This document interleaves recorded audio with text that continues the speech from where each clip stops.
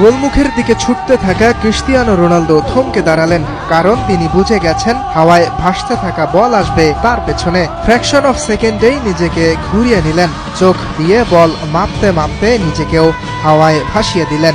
মধ্যাকর্ষণ শক্তির সাথে যুদ্ধ করতে করতে বাইসাইকেল চালালেন পর্তুগিজ মহাতারকা।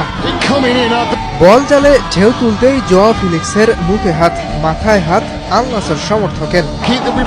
40 বছরের রোনালদোর কাছে এটাও সম্ভব।